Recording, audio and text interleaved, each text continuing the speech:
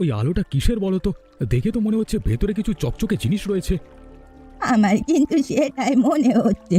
আমার মনে হচ্ছে পুকুরের ভেতরে কোনো গুপ্তধন রয়েছে। যদি গুপ্তধন থাকে মানে তাহলে সবাই নামো, পুকুরে নেমে গিয়ে গুপ্তধন তুলে আনো। পুকুরে তো তেমন জল নেই, হাঁটু সমান জল রয়েছে। পাগল নাকি? এই রাতের বেলা কে পুকুরের মধ্যে নামবে? তাছাড়া ওই গুপ্তধন কিনা সেটাও তো জানা নেই। যদি কোনো অপশক্তি হয়? এটা কিন্তু একদম একটা কথার কথা বলেছে। ওটাতে গুপ্ত মানে ওটা গুপ্তধনই হবে এমন তো কথা নয়। ওটা হতে পারে কোনো একটা অভিশপ্ত জিনিস, আমরা তুলতে গিয়ে 3 গ্রাম অভিশাপে মানে ভরে যাব। তাহলে এখানে এত রাতে ডেকে আনবার মানেটা কি? অভিশাপ পুকুরের ভেতর আছে, পুকুরের ভেতরই থাক, ওটাকে ওপরে তুলে আনবার কি দরকার? আমি বলি কি, আমি পুকুরে নামি, তারপর ওটাকে তুলে আনি দেখি। ওইভাবে তো রহস্যের মধ্যে থাকা উচিত নয়। তুই নিজে বিপদে পড়ার কথা ভাবছিস? নিজে বিপদে পড়লে আমাদেরকে বিপদে ফেলা দরকার কি? এই পুকুর কিন্তু 3 গ্রামের মুখেই রয়েছে। তাই বিপদে পড়লে 3 গায়ের লোকজনই কিন্তু বিপদে পড়বে, এটা মাথায় রাখিস। একটা কাজ করো, সবাই সবার বাড়িতে ফিরে যাও, ওটাকে ওটার মতোই থাকতে দাও। চলো চলো, আর দেরি করো না। আচ্ছা বলতো রবি, ওই পুকুরের মধ্যে টকটকে আলোটা কিসে? আমার তো মনে হচ্ছে ওখানে দারুণ খেলনা রয়েছে। আরে না রে, আমার বাবা বলেছে ওখানে হয়তো লোকানো কোনো গুপ্তধন রয়েছে। আমার বাবা যদি সুযোগ পায় তাহলে ওই গুপ্তধন নিজেই তুলে আনবে, দেখে নিস। কিন্তু সবাই যে বললো তো অভিশপ্ত, যদি ভালো হতো তাহলে সবাই মিলে তুলতো, তাই না? কেউ তো আর সঠিকভাবে জানে না, এই কারণেই কেউ কেউ অভিশপ্ত বলছে। একটা কাজ করি, চল তুই আর আমি মিলে ওই পুকুর থেকে ওটা উঠাই। পাগল নাকি তুই? আমরা দুজনে মিলে পারবো নাকি? যদি ওটা কোনো অভিশপ্ত কিছু হয় তাহলে আমাদের বিপদ হয়ে যাবে। আরে বাবা, তুই ভয় পাচ্ছিস কেন? তোকে ভেতরে নামতে হবে না, আমি পুকুরের ভেতরে নামবো, তুই পাশেই দাঁড়িয়ে থাকবি। তারপর দুজনে মিলে দেখবো ওই চকচকে জিনিসটা কি। কিন্তু আমাদের বাবারা যদি জানতে পারে তাহলে আমাদের আস্থা রাখবে না। আর তাছাড়া আমাদের কারণে যদি 3 গ্রামের মানুষ বিপদে পড়ে। আরে কিছু হবে না, তুই আমার উপরে ভরসা রাখ। যদি ওটা অভিশপ্ত হতো তাহলে এতদিনে কোনো না কোনো বিপদ নিশ্চয়ই ঘটতো। আমি বলছি তো, কিচ্ছু হবে না। ঠিক আছে, তাহলে আজকে রাতে আমরা পুকুরে নামবো। রাতে যদি আমি তোদের বাড়ির সামনে গিয়ে অপেক্ষা করবো, হ্যাঁ? তুই কিন্তু বেরিয়ে আসবি। বেশ বেশ, তাই হবে।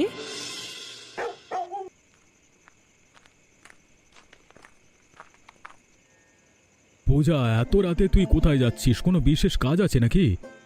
এ মানে না বাবা, আমার তো ঘুম আসছিল না, তাই আমি ঘর থেকে বাইরে বের হয়েছি। একটু বাতাস খাবো, তারপর গিয়ে আবার ঘুমিয়ে পড়বো। ভালোই মিথ্যে বলতে শিখেছিস, তাই না? আমি একটু আগেই দেখে এসেছি পুকুরের পাড়ে রবি দাঁড়িয়ে অপেক্ষা করছে।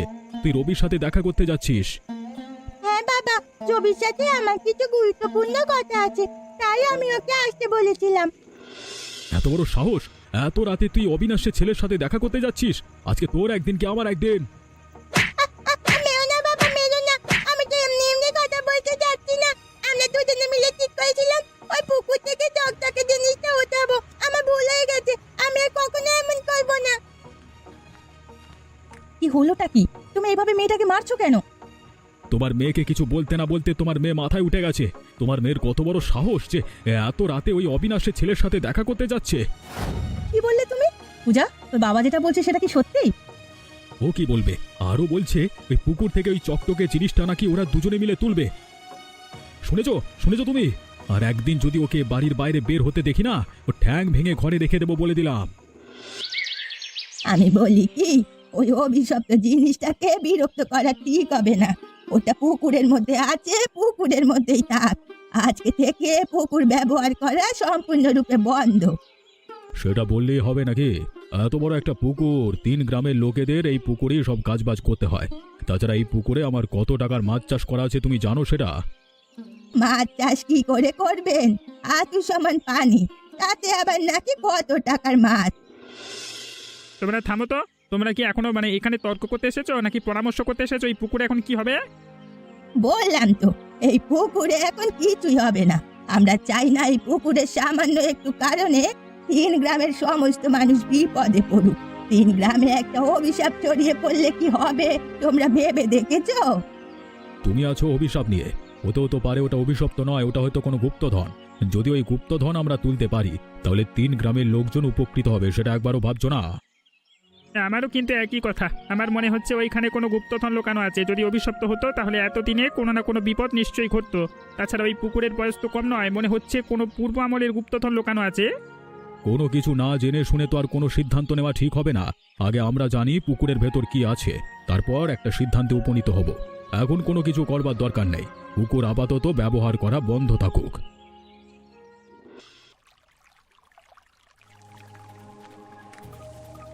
এ কি জগদীশ দাদা, তুমি এত রাতে পুকুরে কি করছো? কি করছে বুঝতে পারছিস না? ওই চকচকে জিনিসটা চুরি করতে এসে। আরে না রে, তোরা কি বলছিস এসব? কিছুই না, আমি পুকুরে নেমেছিলাম হাত মুখ ধুতে। কেন, তোমার বাড়িতে কি জলের অভাব পড়েছে যে তুমি পুকুরে এসেছো, মানে এত রাতে হাত পা ধোয়ার জন্য? আর তাছাড়া তোমার এত রাতে হাত পা ধোয়ার প্রয়োজনটা কি? তুমি কোথা থেকে চুরি করে এসেছো নাকি? তুই বিশ্বাস করিস ওর কথা? তা আমি মিথ্যা কথা বলছি? উঠে এসো বলছি। তোরা কিন্তু ঠিক কাজ করছিস না। আমি তোদের বড়, আমি কোনো কাজ করতেই পারি, সেই নিয়ে তোরা আমাকে কথা শোনাতে পারিস না। কথা শোনাতে পারি না মানে? এত রাতে চুরি করতে এসেছো আবার বড় বড় কথা কইছো? এই লালটু দাঁড়িয়ে আছিস কি? মার বেটাকে। আরে কি করছিস কি তোরা? আমি চুরি করতে আসিনি, বিশ্বাস করছিস? ছেড়ে দে আমাকে, ছেড়ে দে। আমরা ভালোভাবেই জানি তুমি এখানে কি করতে এসেছো। আর যেন কখনো না দেখি পুকুরের আশেপাশে তোমাকে, তাহলে তোমার নাম ভুলিয়ে দেবো আমরা। পুকুর তোদের একার নাকি? এই পুকুর হলো 3 গ্রামের। এই পুকুরে তোদের যেমন অধিকার আছে, আমাদেরও তেমন সমান অধিকার আছে। অধিকারের কথা বলছো? অধিকার আছে, তুই চুরি করার অধিকার নেই। চুরি করতে এসে ধরা পড়েছে আবার বড় বড় কথা। চল নে, যাও। ছি ছি ছি ছি ছি, জগদীশকে দিয়ে আমি এটা অন্তত আশা করিনি। যদি ওটা তোলার হতো তাহলে তো আমরা 3 গ্রামের লোকজন সবাই মিলে তোলবার ব্যবস্থা করতাম, কিন্তু তাই বলে রাত বিরেতে চুরি? আরে বাবু, আপনি ওদের কথা বিশ্বাস করছেন? ওরা তো একটা মিথ্যুক। একদম নয় বাবু, আমাদের কোনো দায় পড়েনি যে শুধু শুধু গিয়ে জগদীশ দাদাকে মেরে আসবো। আমি আর লালটু মিলে গতকাল হাতে নাতে ধরেছি। থামো তোমরা, এখানে বিচার বসানো হয়েছে, এখানে তর্ক করবার জন্য কাউকে ডাকা হয়নি। এসব কথা বাদ দাও। বুঝতে পেরেছি ওই পুকুরের মধ্যে চকচকে জিনিসটা যদি থাকে তাহলে একটা বিশাল গ্যাঞ্জাম হবে। তাই আমি বলি কি, ওটা তোলার ব্যবস্থা করা হোক। অভিশপ্ত কিনা সেটা পরে দেখা যাবে। গ্রামের মধ্যে ঝগড়াঝাটি শুরু হবে। আমারও একই কথা। তাহলে চলো সবাই মিলে ওটা তোলবার ব্যবস্থা করি, একটা দিনক্ষণ ঠিক করে। কি বেশ, তো আগামীকাল কি তাহলে ওটা তোলবার ব্যবস্থা করা হোক। আমি লোকজন ঠিক করেই রাখছি, কারা কারা থাকবে কারা কারা থাকবে না সবকিছু ঠিক করা হবে। কারা কারা থাকবে না আবার? 3 গ্রামের সবাইকে উপস্থিত থাকতে হবে। আমরা সচক্ষে দেখতে চাই ওটার মধ্যে কি আছে এমন। আচ্ছা আচ্ছা ঠিক আছে, তোদের যাদের প্রয়োজন তারা থাক, যাদের দরকার নেই তারা থাকবার মানে তাদের থাকবার কোনো প্রয়োজন নেই।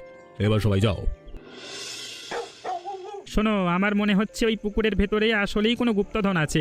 আমি তো একদম কাছ থেকে দেখেছি, আমি একটা কালো চকচকে সোনালী রঙের বাক্স। কি বলছো তুমি?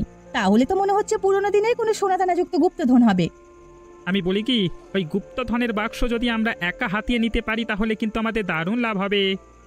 কিন্তু এটা তুমি কিভাবে করবে? পুকুর তো আর আমাদের একার নয়, 3 গ্রামের একটা পুকুর। আমরা কিছু অবশ্য পেতে পারি। বুড়িমাকে যদি বলি আমরা যে ওই সমস্ত গুপ্তধন আমাদের হলে ভালোই হবে, তাহলে বুড়িমা আমাদের কথায় কিছু একটা করতে পারে। এটা একটা ভালো কথা বলেছো। বুড়িমা নিশ্চয়ই আমাদের গ্রামের হয়েই কথা বলবে। আমাদের গ্রামের লোক হয়ে তার অন্য গ্রামের হয়ে কথা বলবে না, তাই না? তাছাড়া ওই গুপ্তধন যদি আমাদের গ্রামে আসে তাহলে আমাদের গ্রামের বেশ সুনাম হবে। আমি আর দেরি করব না, কিছুক্ষণ পরেই বুড়িমার বাড়িতে গিয়ে বুড়িমার সাথে এই বিষয়ে আলাপ আলোচনা করে আসবো। ঝগড়া করে হোক আর তর্ক করে হোক, ওই গুপ্তধন আমরা চাই মানে চাই। হ্যাঁ গো, ওই গুপ্তধন যদি আমরা সম্পূর্ণ পেয়ে যাই না, তাহলে মেয়েটার বিয়েও ধুমধাম করে দিতে পারবো। আমাদের বেঁচে থাকতে আর কোনো চিন্তা করতে হবে না। বুড়িমার মাথায় এখন এই চিন্তায় ঢোকাতে হবে, বুড়িকে লোভ দেখাতে হবে, তাহলেই কাজ হয়ে যাবে।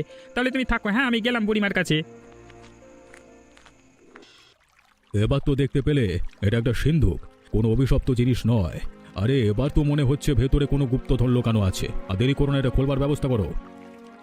এটা খোলার ব্যবস্থা করবে মানে? এটা খুলবো আমরা, আমাদের গ্রামে নিয়ে এটা খোলা হবে।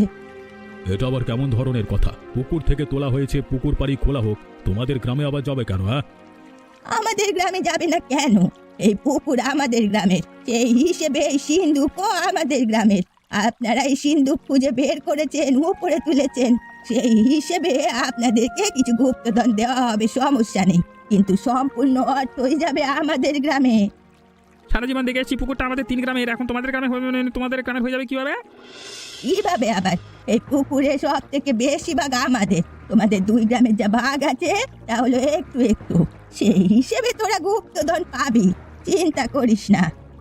আমরা এটা কোনোভাবেই মানবো না।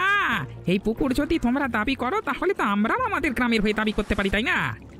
একদমই তাই। তাহলে আমাদের গ্রাম কি ক্ষতি করলো? মতিলাল বাবুর গ্রামেই বা মতিলাল বাবুর গ্রামেই বা কি ক্ষতি করলো? হ্যাঁ, তোমরা থামো সবাই। এই পুকুর আবার ভাগ করা হবে। যে গ্রামে বেশি ভাগ পড়বে সেই গ্রামেই এই সিন্ধুক খোলা হবে। আপাতত এটা আমাদের বাড়িতে থাকবে, চিন্তা করো না।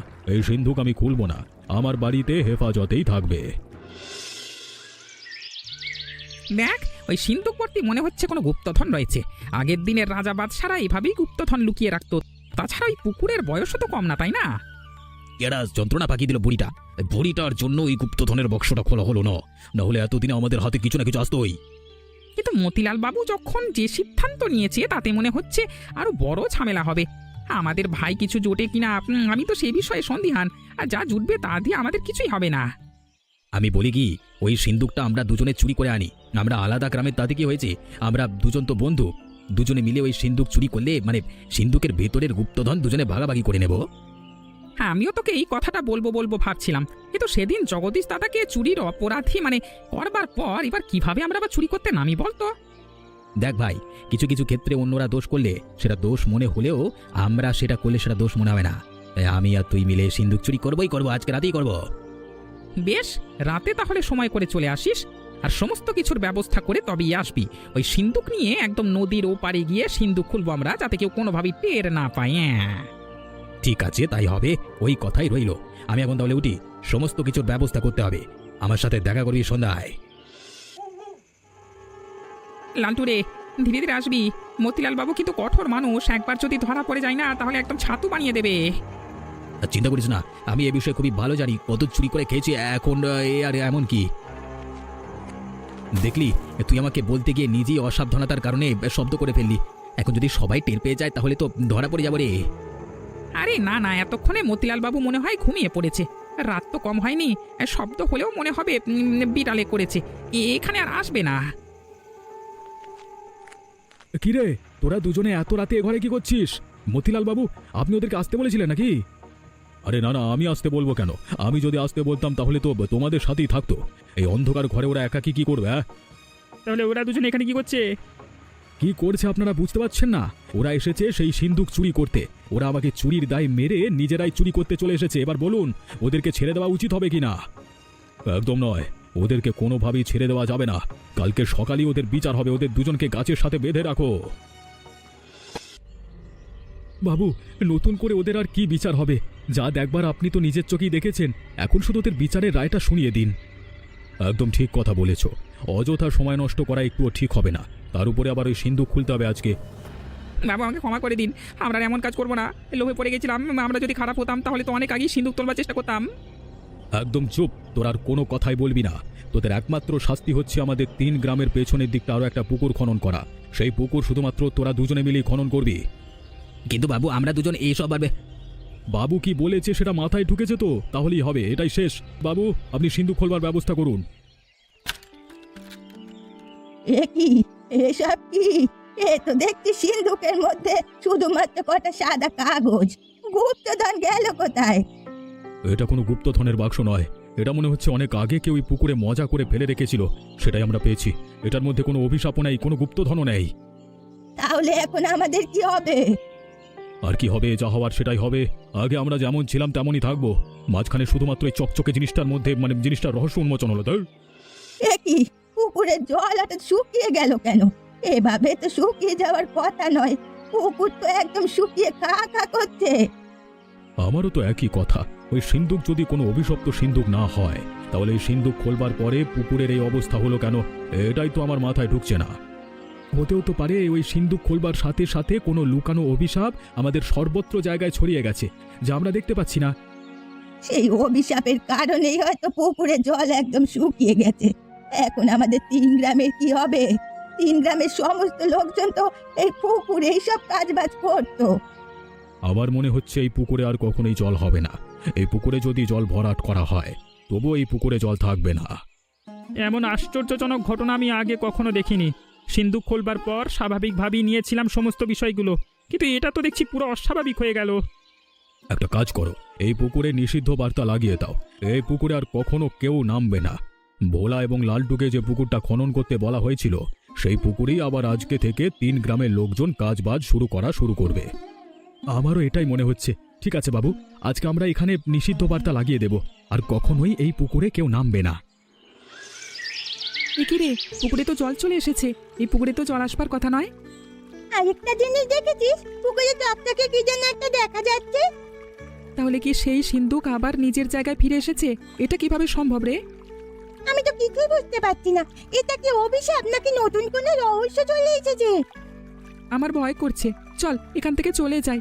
এবার মনে হচ্ছে আসলে এই পুকুরটা কোনো অভিশপ্ত পুকুর। না হলে যেই সিন্ধুক আমরা তুলে ফেলেছি সেই সিন্ধুক আবারও ওখানে গেল কিভাবে? এবং সিন্ধুক খোলবার পরেও তো বিশেষ কিছু পাওয়া গেল না।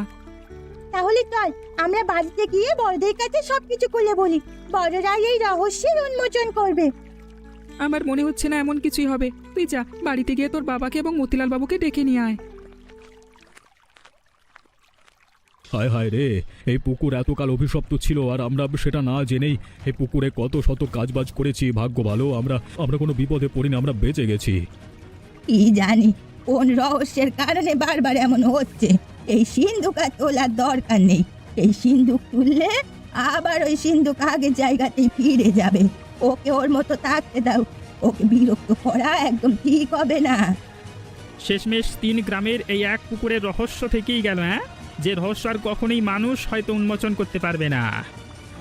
এমন মজার মজার গল্প দেখতে আমাদের চ্যানেলকে সাবস্ক্রাইব করতে ভুলবেন না।